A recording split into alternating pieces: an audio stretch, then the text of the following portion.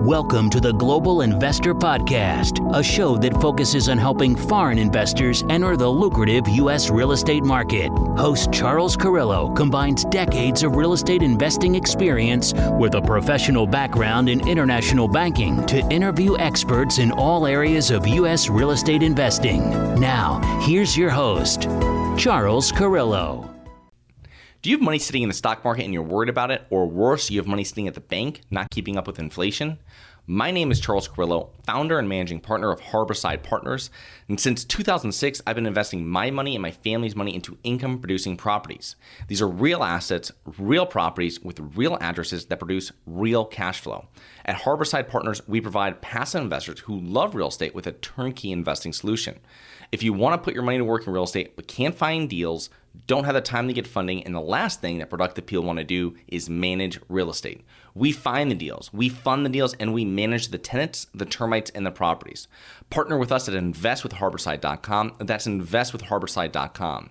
Go to investwithharborside.com. If you love real estate, you like the idea of passive income, and believe that income-producing properties will appreciate over time, go to investwithharborside.com. That's investwithharborside.com. Welcome to another episode of the Global Investors Podcast. I'm your host, Charles Carillo. Today we have Derek Clifford. Derek is a multifamily real estate investor controlling 400 plus apartment units who retired from his corporate job in 2021. He is also an author and host of the Elevate Your Equity show. So thank you so much for being on today, Derek. Yeah, thank you, Charles, for coming on. It's going to be a blast. So give us a little background on yourself, both personally and professionally, prior to getting involved in real estate investing. Yeah, sure. So I'll keep this as brief as I can, just so we can get into some of the good stuff later on. But yeah, so for me, I was born in California, in Los Angeles. My dad moved us out for high school for me and my brother out to Colorado. So I did a lot of my growing up in Colorado and went to go on and get an engineering degree in Colorado. Then I started working for a gas company, an oil and gas company in Texas, and then eventually found my way out to Washington State and met up my wife there. Actually, I met her in Texas and then relocated to Washington, where she was going to school while she was getting her doctorates. And then, I got into project management after getting disillusioned in the engineering field, and then, moved to the Bay Area, lived in the Bay Area for several years. And I'm sure we can get into this a little bit later on, Charles. But now, as of last year, we sold our house in the California Bay Area in the middle of COVID, out in the burbs, right? And now we are traveling the world. We're living out of a couple of suitcases now. Literally, we're in Europe for 4 months. This is month 2 of 4. And we have one carry-on bag and one backpack for each of us. And we're making it last for 4 months. And we're actually throwing stuff away every time we go from place to place, which is awesome. And so we're really loving this lifestyle personally. And then really quickly on the professional side, it kind of interweaves over with the personal side. But we started investing in real estate while I was a project manager out in California. And really kind of like the beginnings of that was starting to happen in the engineering, when I started to get disillusioned with having to rely on an employer for my sole source of income and having them determine what my worth was worth. And so it really didn't stick with it. It didn't sit well with me. So I started educating myself and buying single family homes early on while I was working a full-time job. I was in California buying stuff in the Midwest, and then eventually ran out of loans because you can only get 10 single family home loans. And then you have to either refinance them into a portfolio loan or get multifamily. And then in order to scale, I started doing multifamily, bringing in other people who didn't know what this was and wanted to find out more. And then started doing syndications and started raising capital and started to get really deep in the commercial real estate space. So in a nutshell, that's both my personal and professional life.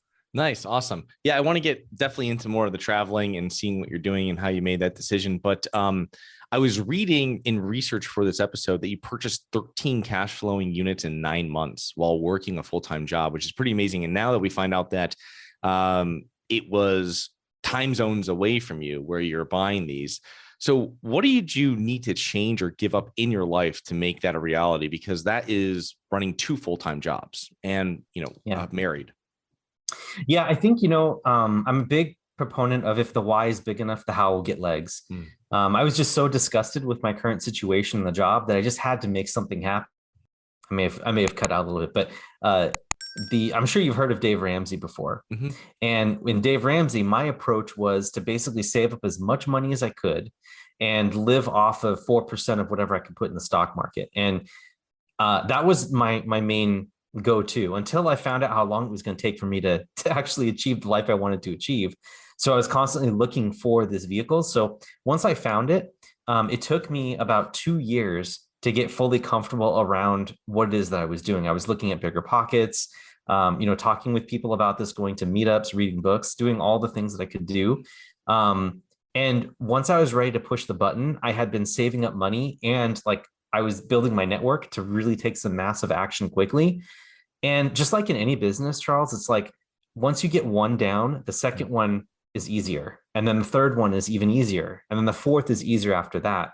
And then, by the time I had my fifth or sixth property, right, I had it down to I had in one email chain, my agent, my insurance broker, my loan broker, my property manager, and my contractor. And I'm like, all right, let's go for it. And then they all work together with each other. And so that's kind of how that ended up working out. So really just, compounding that experience in going deep in one market. So staying really, really deep, going an inch deep and not a mile wide, so to speak. Right.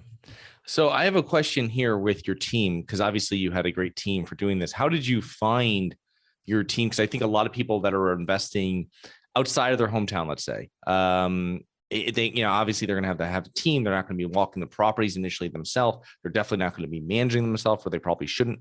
How did you find all of your team members? Referrals, or were you searching online, or a little bit of both? Yeah, really great question. So it was actually a mixture of both of those. Later on, I'll get into the 4 C's, which is one of the most important things that I can recommend to people who want to walk the same path or really do anything entrepreneurial. But for me, it was talking with people and getting referrals, looking them up and cross-referencing them on Bigger Pockets, which is this forum for real estate investors that's across the country, and really going into Bigger Pockets and finding out who was adding value, the people that really that knew their stuff, that was replying to people and that were being helpful and reaching out. Those are the people that I wanted to meet with in person. So I literally made a list of all these people that were either referrals and or people that I looked up on Bigger Pockets or saw on forums online or just saw the name over and over again, right? I put their name down on a piece of paper, and me being a project manager, I dialed every one of them and tried to fit them into a slot in a visit that I had planned to go to the market. So I called all of these people and wrote down their names and just basically dialed them one by one and told them, when I was going to be in town, and had a calendar right next to me. And as I was calling them and, introducing them to who I was, what I was trying to do, the money that I had available to deploy and what I was looking to do out there, I just arranged for slots. And I literally had 3 full days of meeting with a whole bunch of people. And, for every one property manager that I needed, I interviewed 6 people, right? And after 2 or 3, you start to get the hang of sitting down with these people, take them out to lunch. And, when you make these research visits to do anything in your business, it's all about the people. It's not about me just driving around aimlessly around the city trying to find houses to buy, because I realized that if I found the right people, they live there, so they can find the property for me. Yeah.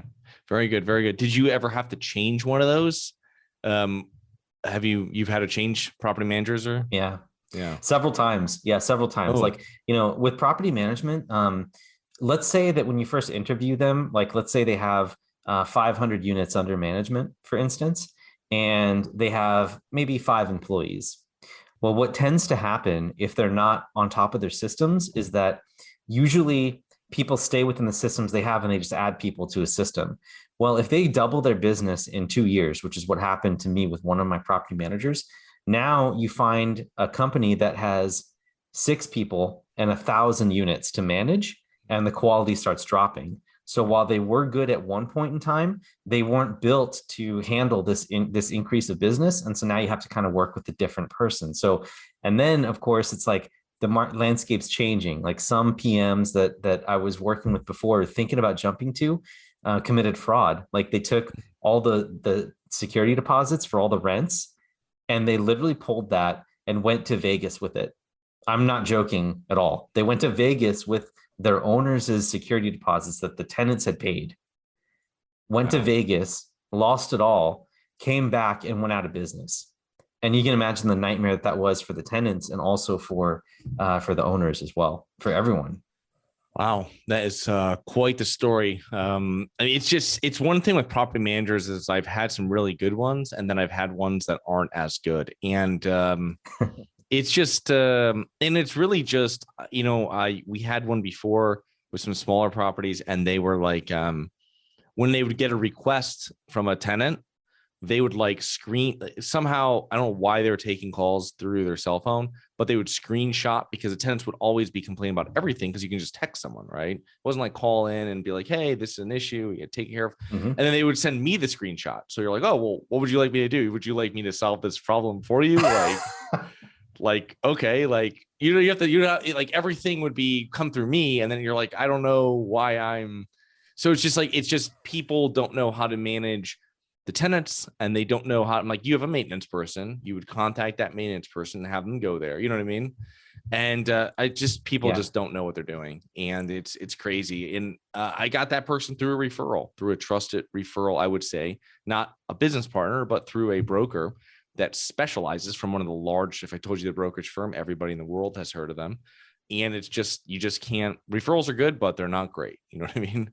So yeah, you still have to do your research, right? Especially, in a business like this, Charles, where it's very people based, because, what we do in real estate is people, like it's very personal. You have people that are living in your unit. It's a very personal thing.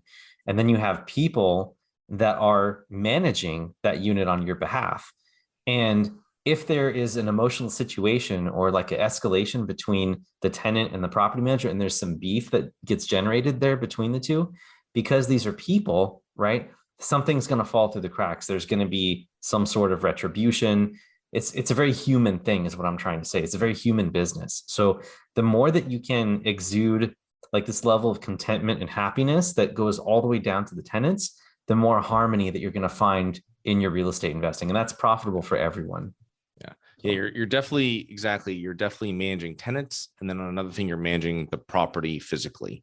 And there are two separate kind of bodies that have to be, so it's just a good property manager, as they always say, is worth, everything, and it's a thankless job, because no one ever calls. I never call my property manager and go, you know what, you're just doing a great job. It is. No one does. I mean, no one does. And it's just like a joke within real estate circles, but you really should do that. But it's just something that, I don't know, just how it is. But and then in real estate, you'll have some, managers have their own kind of, I've seen before, what they like, what they're good at. Some are really good at collecting rent. They're not so good at like dealing with inquiries or repairs.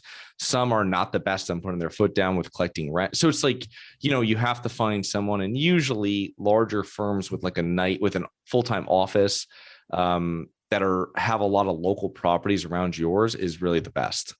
You know what I mean? And that's what I've found. I would agree. And also someone, a property manager that has the same values as you. Like, for instance, if your property manager has a little bit more like leeway in dealing with tenants than you do, like, let's say you're like, your personality and you want to run properties with an iron fist, and you'd be like, yeah, if they paid $699 on a $700 per month rent, evict them for that dollar that's there. Like, I want to see every dollar, right? Even though, their mom is going through chemo or whatever, right? There's a line there. And so if your property manager thinks one way and you think the other, that could cause conflict, right? So it's just really important to know who your property manager is as a person. And by extension, in some way, they will have an influence on who enters your property too. Yeah. Yeah. And then the other thing too, is that, like you said before about, because I'll see it with a lot of nicer properties, the property managers will not accept partial payments, right? Kind of like what you were saying. Yep.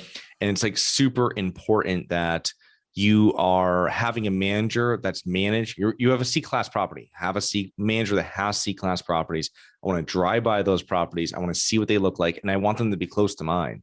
You know what I mean? I don't care about when they're renting it, they're going to rent one property before me. I want them, they drive by my property when they know exactly the tenant base that's there. They know how to deal with the tenant base. They've been successful with the tenant base. And then, you're going in the right direction. And that's one thing I find too, where you can't have someone that's going to, like you said, 699 and 700 in C class. You'll never make money. You know what I mean? Right. Maybe in an A plus, you have that kind of thing. Maybe, but that's a whole different demographic. So 100%. Yeah. But so let's talk about, you briefly spoke about it right now, what you're working on. You're a full-time real estate investor now. You're traveling, which I want to get to in one second. But what is your company's current strategy and criteria for investing? Yeah, thank you for giving us the space to talk about this. So right now, we're primarily looking at properties in the Midwest. There's a lot of things happening in the local economy or in economies right now in the US that gives cause for concern, obviously, right? At the time that we're recording this, it's hopefully it's okay that I mention it's a little bit, it's like late June. And right now, the interest rates are going up. The Fed just announced a 75 basis increase on interest rates. To help temper temper down the inflation. Mm-hmm. And a lot of the investor sentiment is starting to shift from more of a seller's market to kind of a buyer's market. And so we have to be really careful what markets we pick, because whatever we do, we want to make sure that we're buying right, because the risk is high right now.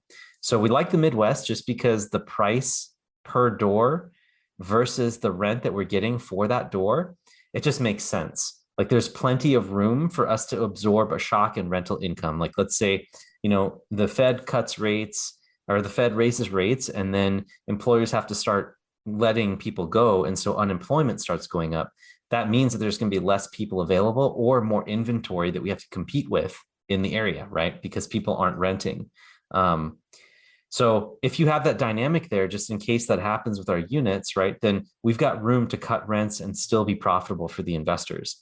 If you're working in an expensive market like Florida or Arizona or Georgia, where there's so much demand for buyers to come in and buy properties, they're running these things so lean, Charles, that like they're on interest-only loans. And these are things that you won't find out until you start asking questions of operators in multifamily. Is like, what type of loans are they getting? They're like leveraging to the hilt based on these interest rates right now, and they're counting on record levels of occupancy. What happens if you go from 95% occupancy down to 90% occupancy because an employer shuts down, or because people are leaving the market because it's too expensive because they lost their job, right? Now you're in big trouble, because now you can't even afford to pay the debt payment because you're running so close to the margin. Mm-hmm. So out in the Midwest, things aren't quite that hot yet. We are starting to see some things like happening where it's a cash flow market that's turning into an appreciation market, just because there's very little inventory. People haven't built out the type of, it's not as sexy as a Arizona or Florida or Georgia or something like that. So, but I have a feeling that's going to catch on. And so people that are really mindful of what's important to tenants right now, which is affordability, Midwest has got affordability. It's got amenities, affordability, everything that a tenant or renter class would need. And so that's where we want to be. We want to be a place where there's going to be strong demand throughout any type of recession. So just to summarize a little bit more, we're looking for tertiary markets in the Midwest. Individual properties that we target look for, we project no rental increases, or at least 3% rent increases over time. And we want the internal rate of return for the property to be at least 15% or higher, preferably 20. And then the cash on cash returns around 7% as well, on average for each year of a hold, which will be 5-year hold. And then the last important metric that we look at is if we only had about 60 to 65% of the economic occupancy in our units, could we still be at break even? That is what we target. We want to make sure that if market rents is $1,000 and we had to drop all the way down to $700, could we still at least pay the mortgage? That's what we look for. That's great. There's some very good, great criteria and strategy that you're working with there in the Midwest, and a lot different than out there on the coast where you used to live. So yeah, for sure. let's talk about where you used to live and where you're living now. So what have you been doing? So you quit your job, or you retired from your job in 2021. What have you been up to? Yeah, so we are big fans of the 3 degrees of freedom. To us, the 3 degrees of freedom. So, as an engineer, every time you unlock a degree of freedom, it opens up a whole new world, right? Like, if you think about one dimension, you can only move along a straight line. 2 dimensions, you move along a plane, like X, Y axis. And then 3 dimensions, now you've got all space, right? So, every time you unlock a degree of freedom, you're adding a whole new layer of possibilities to your life. And so, what we did was during COVID, we worked on our location freedom degree of freedom. So first we did location. That's something that a lot of people can do right now. You just work with your employer, say, hey, I want remote position. Some people fell into that, but make that intentionally, seek that out. And so that's really what we were looking for, is that location freedom. And then next came time, because we were able to kind of negotiate in our job that no matter how much we worked, as long as we got the results done at the end of the week, then we can get our stuff done. So that's also something you can do with the full-time employer. And then it was financial, which was next, and using some of that time that I was devoting to my full-time work, still getting the results done, but working on my side hustle while we were locationally independent. That's how we were able to create this life. And where we are now, Charles, is we essentially sold everything. We sold our house. We took all of our capital gains from the house and we put it into apartment complexes that are cash flowing and paying us to help us live our lifestyle. And we live out of suitcases. We're traveling around the world right now.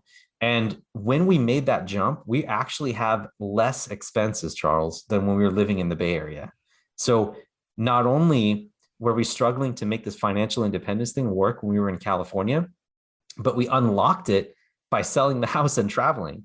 Because when you have your expenses here and your income here, and that dynamic shifts in your favor, all of a sudden life starts opening up a little bit more. So we're all about traveling right now. We don't have kids yet, and we know that that's going to be coming eventually. So we're just trying to explore, be out there, enjoy what it's like to be out in the world, and continue to live a really fully lived life. One on business side, and then one on the adventures and a relationship side too. Tell me about the luggage you're carrying. You mentioned it earlier, and I just have to hear this again. So, this is month 2 of 4 in Europe, and we have one carry-on bag and one backpack. And that includes this computer and camera and stuff that I'm, a power setup, because everything in Europe is different than the US. All of that stuff fits in everything. And we've been to, I think we're at 40 Airbnbs now. Wow. About 10 of them have been in Europe already. So nice. That's fantastic. Yeah. My wife and I, we did 6 months of traveling throughout the United States, starting at the end of 2021, and we finished up early 2022. So it's a lot of fun. I kept it in the United States. It was a lot easier with having a dog and stuff. But sure. My wife is going to be a little difficult getting on with your luggage situation there. I don't even want to bring it up to her. But well, as we're finishing up here, so tell us about you talked about your mindset. Is that what you feel is one of the main factors that have contributed to your success? Yes, it is. I think one thing I have to bring this up is that the 4 C's. Mm-hmm. These are the things that really I didn't know I was doing them, but is super important for people out there who are looking to start up something either on the side or just jump into something. The 4 C's is what unlocked the success for me, and the C's are consistency, clarity, coaching, and connections or community, right? Same thing. And for consistency, for me, what that looked like was finding a dedicated time in the middle of the day, which for me was getting to the office before all traffic builds in the Bay Area and sitting in the office an hour before everyone else got there. And consequently, that was, the Midwest was 3 hours ahead. So it worked out perfect. So I was in the office at 6:30 or 7, and they were starting their day in the Midwest too. So that was perfect. That was how that worked for me. So I had a time block every day for me to work on my goals.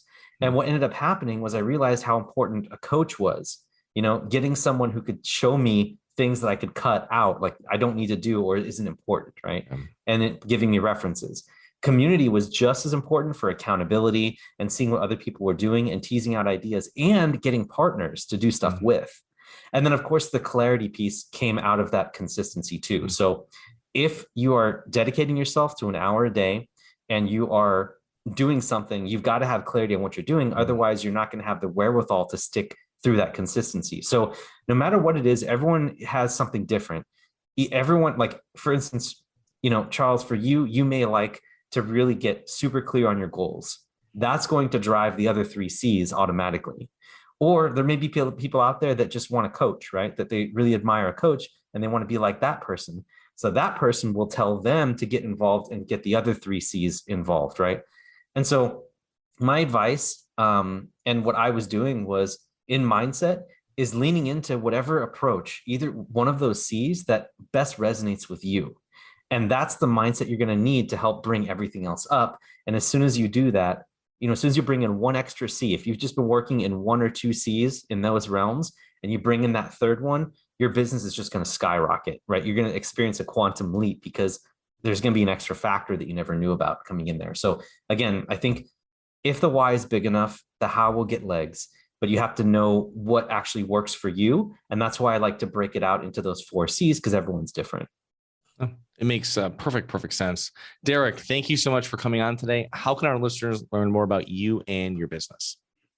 Yeah, Charles, thank you again for having me on. This was a blast and it was really short and sweet. But people can get a hold of us just by going to elevateequity.org or looking for our podcast wherever you look at podcasts. And the name of it is called Elevate Your Equity. So elevate your equity wherever you listen to podcasts. And for people that are wanting to get a 5-step blueprint on how we created this life, just go to elevateequity.org/podcast gift. And you should be able to get that blueprint for free. Awesome. Well, thank you so much for coming on today, Derek, and looking forward to connecting with you once you're back in the States. Yeah, thank you so much, Charles. This was a blast. I loved it. Have a great rest of your day. You too. Bye. Hi, guys. It's Charles from the Global Investors Podcast. I hope you enjoyed the show. If you're interested in getting involved with real estate, but you don't know where to begin, set up a free 30-minute strategy call with me at schedulecharles.com. That's schedulecharles.com. Thank you.